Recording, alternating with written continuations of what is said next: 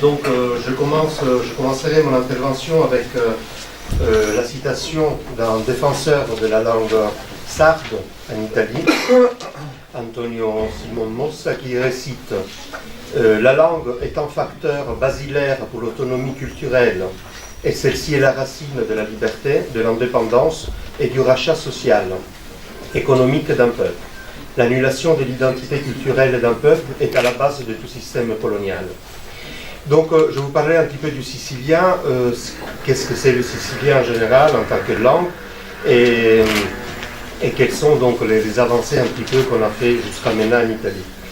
Donc le sicilien, ou en sicilien, siciliano, est une langue appartenant au groupe de langues romanes de la famille de langues indo-européennes. Au sens strict, ce terme désigne le sicilien de Sicile et ses multiples dialectes, tandis qu'au sens large, l'on se réfère au groupe linguistique sicilien, qui comprend les Siciliens de Sicile, les Calabrais de Calabre, les Salentins et les Silentins aussi, méridionales. Et dans plus de 30 pays, des migrations siciliennes dans le monde. Donc depuis quelques années, on retrouve même sur Wikipédia un site en langue sicilienne. Selon l'UNESCO, donc les Siciliens et le napolitain sont considérés des langues maternelles, et cela veut dire que les langues italo-méridionales sont à considérer des langues séparées totalement de l'italien, l'italien standard qu'est le toscan, et pas des dialectes qui appartiennent à celui-ci. Donc les Siciliens et les Napolitains sont reconnus comme faisant partie du patrimoine de l'humanité par l'UNESCO, et le napolitain était d'ailleurs la langue parlée au royaume de Sicile, et le sicilien était la langue parlée à partir de la ville de Messine, donc pour la Sicile. Donc la Sicile, juste pour faire un petit rappel, est l'une des 5 régions italiennes qui a un statut spécial, approuvé par le Parlement italien et qui a le rang d'une loi constitutionnelle. Selon l'article 116 de la Constitution italienne, en effet, donc des formes et des conditions particulières d'autonomie sont attribuées à la Sicile, à la Sardaigne, au Trentin, au Adige, au Friuli-Vénétie julienne et au Val d'Aoste, selon des statuts spéciaux qui ont été après respectivement donc adoptés par la loi constitutionnelle. La Sicile, par contre, donc chaque de ces 5 régions semi-indépendantes, la Sicile est la seule région à statut spécial où sa langue n'est pas reconnue par contre par l'État italien. Il faut qu'on fasse une distinction, juste quelques rappels de linguistique entre une langue et un dialecte, qui comme on sait dérive du terme grec dialectos, et qui signifie langue parlée. Donc une variété linguistique utilisée par les habitants d'une aire géographique particulière. Le nombre de locuteurs et la délimitation géographique peut être de dimension arbitraire, et il en dérive qu'un dialecte peut aussi avoir plusieurs variantes à son tour, qui peuvent encore à leur tour contenir des sous-variantes linguistiques. Donc la langue est par contre la façon, en bref bien évidemment, la façon concrète et historiquement déterminée avec laquelle la capacité communicative verbale du langage se manifeste. Donc les traits communs capables de repérer une langue, toujours en résumant le tout, sont le vocabulaire, le système phonématique commun, la grammaire, la syntaxe, le style et la pragmatique.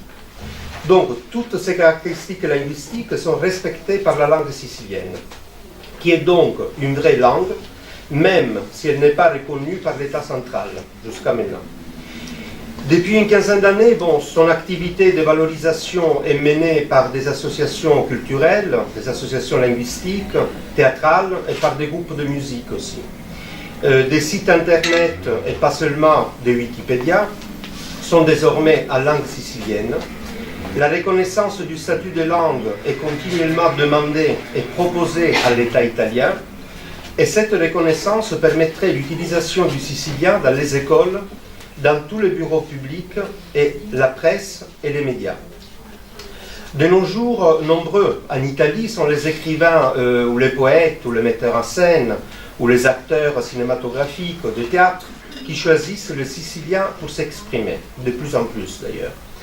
Un des plus connus écrivains auquel on doit la diffusion aussi de la langue sicilienne au niveau national est Andrea Camilleri. De ce roman, on en a fait aussi un film d'une grande renommée internationale, que est Le commissaire Montalbano. Je pourrais citer encore d'autres écrivains comme Silvana Grasso, encore Evelina Sant'Angelo, qui écrivent dans une langue mixte d'italien et de sicilien.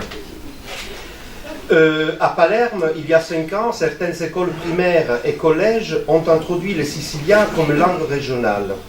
Projet soutenu par, en Sicile, on a un assessorat qui s'appelle, c'est l'assessorat des biens culturels et de l'identité sicilienne, qui a le rôle de promouvoir et valoriser les traditions et l'identité sicilienne. Et comme disait un des plus grands anthropologues siciliens, qui était un grand défenseur aussi de la langue sicilienne, et qui vient malheureusement de nous quitter, Ignazio Buttita, il disait ça. Je vous le lis d'abord en sicilien et après je vous le traduis. Il disait « Un popolo diventa povero e servo, quando ci arrobano la lingua adottata di pace e perso di sempre ». Que ça veut dire un peuple devient pauvre et esclave quand on lui vole la langue de ses parents. Ce peuple est perdu à toujours. Le sicilien, donc défini par l'UNESCO, comme je viens de le dire, une langue maternelle, fait partie depuis un an du système opérationnel d'Apol.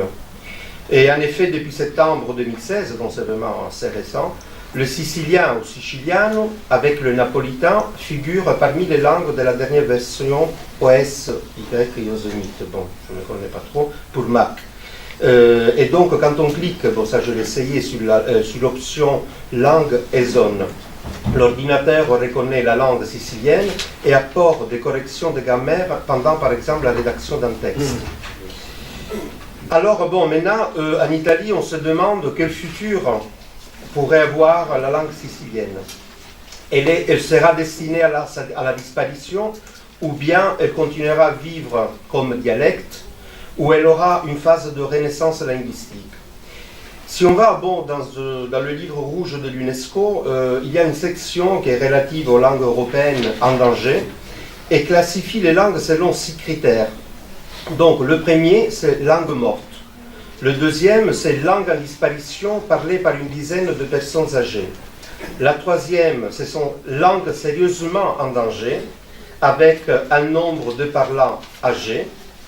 4, ce sont les langues en danger avec un nombre d'enfants parmi les parlants, et donc avec une tendance décroissante.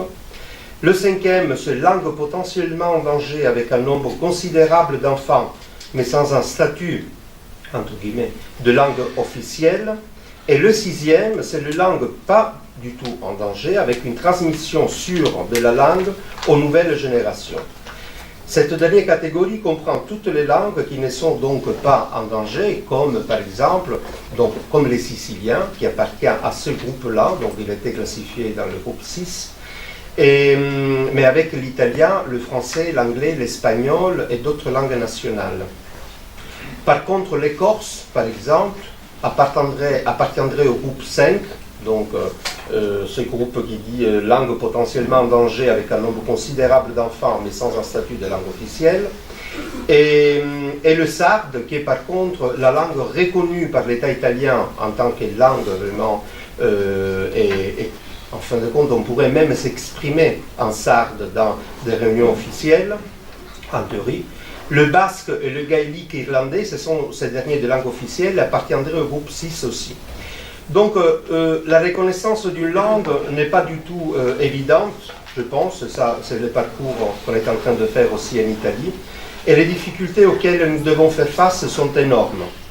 Car qui dit langue, dit culture, dit aussi identité, mais dit aussi économie et politique. À ce propos, je vous rappelle ce qui s'est passé le 21 février 1952 au Bangladesh. À l'époque, le Bangladesh dépendait du Pakistan, où des étudiants et des universitaires ont manifesté à Dakar, l'actuelle capitale, pour la reconnaissance de leur langue maternelle, le bengali. La police avait chargé sur la foule, faisant beaucoup de victimes. Voilà pourquoi l'UNESCO célèbre chaque année à cette date bien précise la journée internationale de la langue maternelle, qui est donc le 21.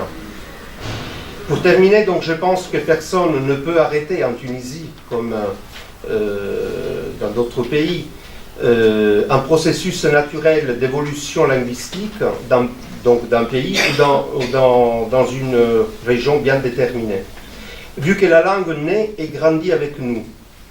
Mais je suis fort convaincu qu'il existe en Tunisie une grande nécessité de créer au plus vite possible une académie de la langue tunisienne. À l'occurrence, à l'image de la toute récente Académie de la langue sicilienne, dont je fais partie et dont je suis le promoteur avec d'autres philologues, linguistes, associations passionnées de langue et d'identité, afin, entre guillemets, d'officialiser, entre autres, les règles orthographiques et de grammaire, et d'éviter de commettre donc deux erreurs. Parmi les finalités immédiates de l'Académie de la langue sicilienne, il ne figure pas, par contre, la standardisation rigide de la langue sicilienne, même si on prévoit dans un futur pas trop éloigné la possibilité d'une telle opération. Donc l'Académie de la lingua siciliana vient d'être officialisée le 21 février donc, de cette année 2016. Merci beaucoup.